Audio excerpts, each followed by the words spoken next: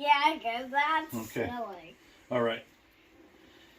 At the far end of town, where the grickle grass grows and the wind smells slow and sour when it blows, and no birds ever sing excepting old crows, is the street of the lifted Lorax. And deep in the grickle grass, some people say, if you look deep enough, you can still see today where the Lorax once stood, just as long as it could before somebody lifted the Lorax away. What was the Lorax, and why was it there? And why was it lifted and taken somewhere from the far end of town where the grickle grass grows? The old Onceler still lives here. Ask him, he knows. You won't see the Onceler. Don't knock at his door. He stays in his lurkum on top of his store. He lurks in his lurkum, cold under the roof where he makes his own clothes out of miff-muffered moof. And on special dank midnights in August, he peeks out of the shutters, and sometimes he speaks and tells how the Lorax was lifted away. He'll tell you perhaps, if you're willing to pay. On the end of a rope, he lets down a tin pail, and you have to toss in 15 cents and a nail, and the shell of a great-great-great-grandfather snail. Then he pulls up the pail and makes a most careful count to see if you've paid him the proper amount. Then he hides what you paid him away in his snub, his secret strange hole in his gruvulous glove. Then he grunts, I will call you by whisper-ma-phone, for the secrets I tell are for your ears alone. Can Daddy read this one? Probably.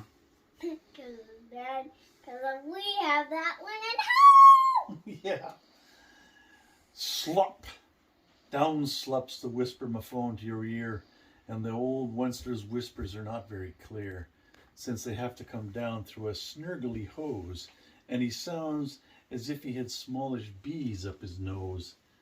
Now I'll tell you, he says, with his teeth sounding gray, how the Lorax got lifted and taken away. It started way back, such a long, long time back. Way back in the days when the grass was still green and the pond was still wet and the clouds were still clean and the song of the swami swans rang out in space. One morning I came to this glorious place, and I first saw the trees, the truffula trees, the bright-colored tufts of the truffula trees, mile after mile in the fresh morning breeze. And under the trees I saw brown barbaloots frisking about in their barbaloot suits as they played in the shade and ate truffula fruits. I never saw barbaloots. Never? Never, ever, ever, ever, ever, ever. There is a barbaloot. And here Yep. are more. Yep, they're eating truffula fruits. From the ripulous pond came the comfortable sound of the humming fish humming while splashing around. But those trees, those truffula trees, all my life I'd been searching for trees such as these. The touch of their tufts was much softer than silk, and they had the sweet smell of fresh butterfly milk. I felt a great leaping of joy in my heart. I knew just what to do. I unloaded my cart. In no time at all, I had built a small shop. Then I chopped down a truffula tree with one chop, and with great skillful skill and with great speedy speed, I took the soft tuft and I knitted a thneed. The instant I'd finished, I heard a gazump. I looked. I saw something pop out of the stump of the tree I'd chopped down. It was sort of a man. Describe him? That's hard. I don't know if I can. He was shortish and oldish and brownish and mossy, and he spoke with a voice that was sharpish and bossy. Mister, he said, with a sawdusty sneeze, I'm the Lorax. I speak for the trees.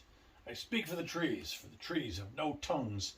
And I'm asking you, sir, at the top of my lungs. If he was very upset as he shouted and puffed, What's that thing you've made out of my truffula tuft?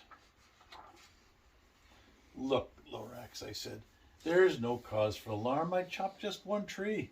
I'm doing no harm. I'm being quite useful. This thing is a thneed.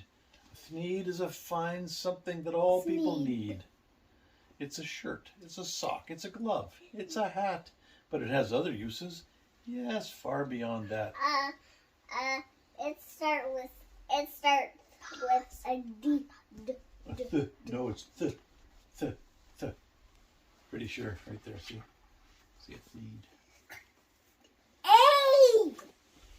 You can use it for carpets, for pillows, for sheets, or curtains, or covers for bicycle seats.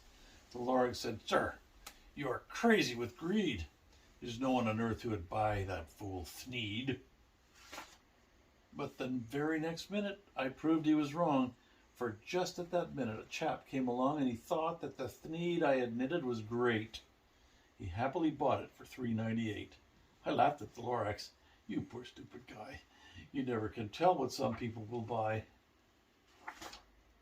I repeat, cried the Lorax, I speak for the trees.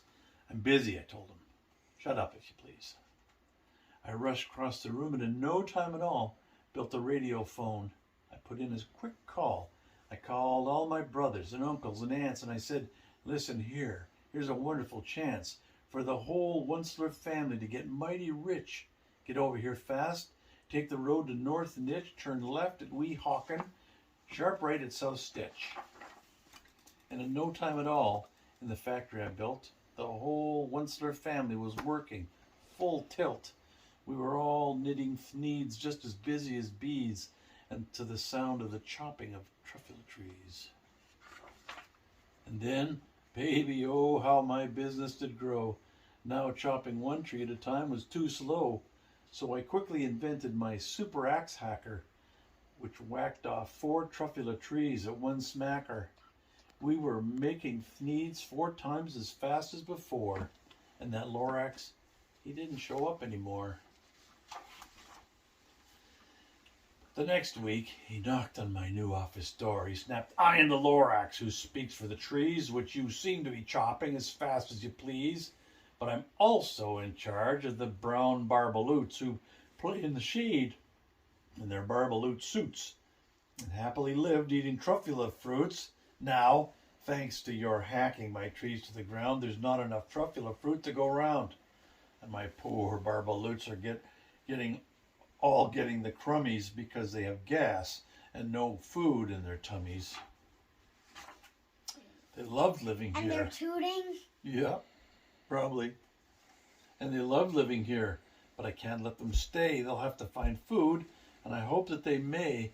Good luck, boys, he cried, and he sent them away.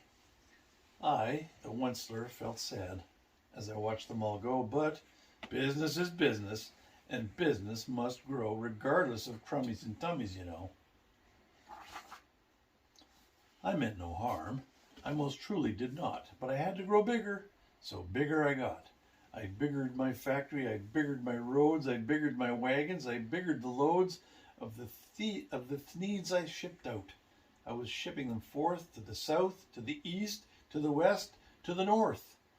I went right on biggering, selling more thneeds, and I biggered my money, which everyone needs.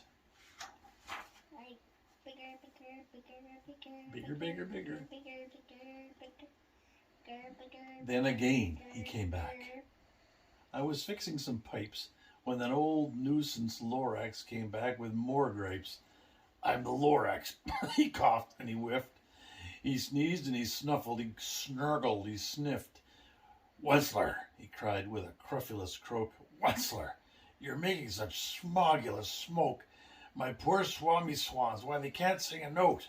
No one can sing with smog at his throat.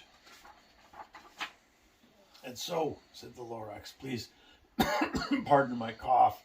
They cannot live here, so I'm sending them off. Where will they go? I don't hopefully know. They may have to fly for a month or a year to escape from the smog you've smogged up around here. That's silly that he said that. What's more, snapped the Lorax, his dander was up, let me say a few words about Gluppity Glup. Your machine chugs on day and night without stop, making gluppity glup, also schloppity schlop. And what do you do with his leftover goo? I'll show you, you dirty old Onceler man, you. You're glumping the pond where the humming fish hummed. No more can they hum, for their gills are all gummed. So I'm sending them off. Oh, their future is dreary. They'll walk on their fins and get woefully weary in search of some water that isn't so smeary. I heard your phone. Yup. Yeah, we can just shut it off, okay? Yeah.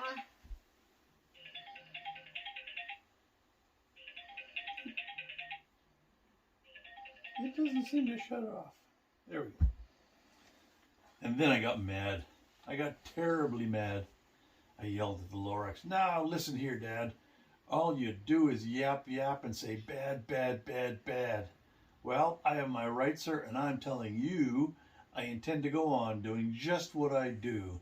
And for your information, you Lorax, I'm figuring on biggering and biggering and biggering and biggering. Turning more truffula trees into needs, which everyone needs. And at that very moment, we heard a loud whack. From outside in the fields came a sickening smack of an axe on a tree. Then we heard the tree fall, the very last truffula tree of them all. No more trees, no more needs, no more work to be done. So in no time, my uncles and aunts, every one, all waved me goodbye. They jumped into my cars and drove away under the smoke-smuggered stars. Now all that was left neath that bad-smelling sky was my big empty factory, the Lorax, and I. The Lorax said nothing, just gave me a glance, just gave me a very sad, sad backwards glance as he lifted himself by the seat of his pants. And I'll never forget the grim look on his face when he hoisted himself and took leave of this place through a hole in the smog without leaving a trace. And all that Lorax left here in this mess was a small pile of rocks with the one word, unless. Whatever that meant, well, I just couldn't guess. That was long, long ago. But each day since that day, I've sat here and worried away through the years while my buildings had fallen apart. I've worried about it with all my heart. But now, says the Onceler, now that you are here, the word of the Lorax seems perfectly clear. Unless someone like you cares a whole awful lot, nothing is going to get better. It's not. So, catch, calls the Onceler. He lets something fall. It's a truffula seed. It's the last one of all. You're in charge of the last of the truffula seeds, and the truffula trees are what everyone needs. Plant a new truffula. Treat it with care. Give it clean water and feed it fresh air. Grow a forest. Protect it from axes that hack. Then the Lorax and all of his friends may come back.